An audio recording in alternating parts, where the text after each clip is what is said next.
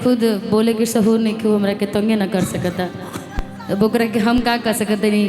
ए भैया कल जला ने कि जे अच्छा गावेला नो भले वो गायक अच्छा हो सकता है, इंसान अच्छा बने में बहुत टाइम लगेला। भोजपुरी अपना मजबूत बा, अपना सब कुछ ठीक बा। अभी सुननी है नो भोजपुरी के बादशाह मनोज तिवारी जी ये सिखा के गई नहीं हमरा के कि निशा कुछ भी होके बहुत आगे बढ़े के बाद तोरा कबो विवाद में नहीं खुद। यूट्यूबर भैया लोग सुनत आलो, पूरी भोजपुरी में से 5% गवैया लोग अगर उतार लेंगे ना तो दुनिया में हिट हो जाएंगे। सिर्फ 5%। ये आप लोग जो उठा पटक कर रहे हैं ना भोजपुरी के साथ वो मत करिए, अपने से लड़ जाइए, पटका पटकी कर लीजिए। आप लोग को करना चाहिए ना पटका पटकी, मार मार ठिसुम ठिसुम। जाने दीजिए कोई नहीं, हम सबको प्यार करने वाले हमारी जनता है। नहीं लेकिन क्यों आपका उससे हो रहा है ये बताइए हमको पता नहीं है। अगला आदमी सोचता है कि मैं ही सबसे बड़ा गायक हूँ। अच्छा कौन गोलू? हाँ, ना रवि किशन जी, ना मनोज तिवारी जी, ना रितेश जी, ना कोई भी नहीं। उनके सामने कोई कलाकार है ही नहीं अच्छा गाने वाला, जो है सिर्फ वही ये गाते हैं अच्छा। नहीं तो अपने से कहने से थोड़े कुछ हो जाएगा। तो खुद के मुँह मिट्ठू बन रहे हैं, खुद से पीठ उठवा रहे हैं। अच्छा ये उसी के साथ साथ बहुत सारे उनके जो कुछ लोग हैं जो उनके साथ साथ मुझे यूट्यूब के माध्यम से हर रोज, मैंने एक दिन बोला, वो लोग हर मंचों पे रोज के कार्यक्रम में मुझे सुना रहे हैं। लेकिन कोई बात नहीं, कहते ना कि जेके राम ना बिगड़ी है वो के लोग का बिगाड़ी। और ये जनता जाना था कि के का बा। और एगो बेटी के वो लोग रोज मंच से हमारा के अथी करते, लेकिन कोई बात नहीं। एगो कहावत बनू दाढ़ी भैया जी जी जी कि मालिक मेरे चमचों से बचाना। लेकिन निशा जी सुना एक सब सही हयो हमार चेला शिष्य, हमारा औकात कुछ नहीं के कोई के मदद करे के। और हम ना कहले कि हमार प्रोडक्ट है या हम पैदा कैले बनी और हम नाम देले बनी। इनाम देवे वाला पैदा करे वाला इनके कि इनकर माई बाप बावे, संस्कार भी इनके माइए बाप देले बा लोग। जे जनता देख के कहेला कि ना निशा जी जे तरीका के राउर व्यवहार बा उहे सेम व्यवहार आर्यन के बावे। और ये व्यवहार ही जनता देखेला कि केकर संस्कार का बावे। लेकिन कि मालिक मेरे चमचों से बचाना, हाय राम चमचों का है जमाना, हाय राम चमचों का है जमाना।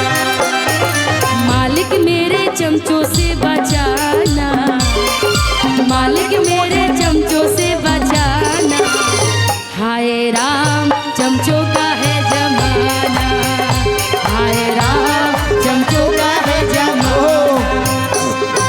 चमचा तो है चाबी लगाना, चमचा तो है चाबी लगाना, हाय राम चमचों का है जमाना, हाय राम चमचों का है जमाना। और एक दिन चंदन जी पहले है सुनिए, एक भैया एक मिनट। चंदन जी एगो मंच पर हमरा घर दी तारीफ कर देले रहे। उहे मंच पर एगो तोतला उद्घोषक बड़े हमरा के तोतली कहत रहे।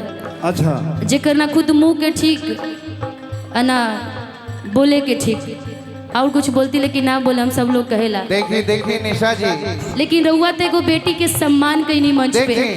हम ही पहले बता दें कि बेटी घर के लक्ष्मी होली, बेटी ही अवतार, बेटी घर के लक्ष्मी होली, बेटी ही अवतार।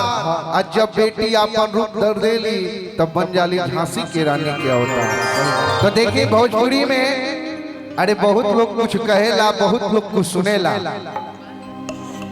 अरे वो लोग के तो वो सोचे के कही कि दरियाव पार बोलावत रहे लो। अरे तोहरा के छपड़ा में ढुकावल के कर हमारे दिन है। यही निशा उपाध्याय जी ने बसंत महोत्सव से आपको इस छपरा जिला में और सीवान जिला में एंट्री कराया। कल जला बनाने में जिसको जमाने लगे हैं, बनाने में इसको जमाने लगे हैं, वही आज हमको सिखाने लगे हैं। हम का कहीं तारीफ के तो पुल ना बांधल जाला, बाकी मैंने कहल नहीं जाला कि जेकर गुरुए झूठ बोला तड़े तो उनकर चमचा तो झूठ बोलबे न करियो। कह तड़े कि हम इनका के तब से निशा के आरा बोलावतनी, जब भाई नाव से आवतनी तो हमरा लगा था कि हमरा होश भर में तो पुल बन गए है। हाँ हमरा लगा। और 5 साल 6 साल से हम आरा जाता नहीं ना, तो पहले हम सच में जागरण गावत रही भक्ति भजन। और जब से वो आइल बड़े तब से उनका कि हम ही छपरा लैली बसंत महोत्सव हर साल करेला।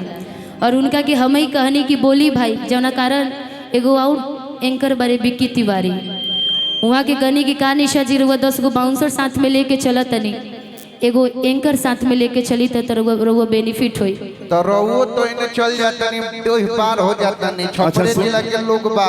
अच्छा सुनो लो दाढ़ी भैया वो कुछ कहम हाँ हम कह हम यही से कूद के गई हाँ कि तू चमचा वाला गाना गौलू है तो 3 आदमी इतना हंसल हलो आ देखो तरह से आग्रह बा कि हमरा के बबुआ कहो भैया मत कर तो हमरा दर्द हो जाता सीना में। हाँ अभी इनका आर्यन के मेहरारू के हमरा भौजी कहे के बारू के बाबूजी गवाह बने। हाँ तो ए आर्यन सुनो है ने बियाह में इनका के जरूर बोला जी और अगुआ जब बन के जाइए तो जैसे कैसे जयप्रकाश जी के गाली सुनाओ ऐसे इनको के सुनाओ जी काटल काटल गाड़ी गंगा मैया के क्रिया खा कहता नहीं बिना हमरा गलन कर बियाह होइए ना सकेला रौड़े कुल हेथे के बा। हाँ कहो आ देखो है कनी हम बात कि आजकल के गवैया लोग के बारे में मत बोलो। आजकल गायक कम गुंडा ज्यादा लागत पड़ल। एक गो गवैया जब चलत बड़ा तो 10-20 गो उनकर पहले से एंकर के परिभाषा का होला हम बता दें। एंकर का परिभाषा जो मैंने पढ़ा है दुनिया में कि जो आ रहा है उसके बारे में बोलिए, जो गा के जा रहा है उसके बाद थोड़ा सा बोलिए। लेकिन ये लोग महाकाव्य करते हैं। तो एक मेरा भाई छोटा विजय बहादुर वो विजय कौशिक हो गए, कथा करने लगे। एक मेरे मंच पर बच्ची गाती थी रूपम पांडे, वो गौरांगी जी हो गई। तो जो नाम ले रही है ना जयप्रकाश दीदी जी दारू पी के घुलटी जाते हैं दिनवे में। ये हमारी भोजपुरी की ये मान्यता नहीं है। हम बहुत पोल खोल देंगे। तो ये लोग आपने 35 साल उम्र गुजार दी है भोजपुरी में, आप हमसे ज्यादा जानते हैं। निशा जी आपका जन्म कब हुआ था? 99 में। मैं 99 से पहले चांद बिजली के साथ काम करता था, भरत शर्मा के साथ काम करता था। मुन्ना सिंह का नाम सुनी है? अभी आज के कलाकारों को कुछ लोग का नाम नहीं। गुलाब कवि कौन है पूछिए, लोग नहीं बता पाएंगे। बुढ़वा धुरान, वीरेंद्र धुरान, गायत्री ठाकुर, ये लोग कौन है? नथुनी जी कौन है? बलिया के नथुनी मुन्ना सिंह के साथ गाते थे कि तहरा से नीमन हमरा बलिया के कुतवा सपुतवा का हम दही ये कुंवर के पुतवा, ये नथुनी जी गाते थे। तो मुन्ना सिंह गाए कि ऑल इंडिया पेपिस के रंगदार बबुआ, जिला भोजपुर है भारत के सिंगार बबुआ। आज के गवैया लोग कोई सब पते नहीं है, लेकिन वो लोग गायक बने हैं और एंकर लोग टैंकर बने हैं। बाहर एंकर लोग, बाहर गायक। ये भोजपुरी हमने सुन लो बबुआ, भोजपुरी माई ही ओकरा के मत तंग कर लो ना। तो माई के शराब लाग गिले के बाद ना कौनो औलाद ठीक ना रहेला लो। ये गवैया लोग के दशा देखो। आ तू बेटी बाड़ू, लोग कहता कि हमरा बेटी के बढ़िया दामाद मिले, बढ़िया पति मिले, तो पहले अपना मेहरारू के बढ़िया पति बनो।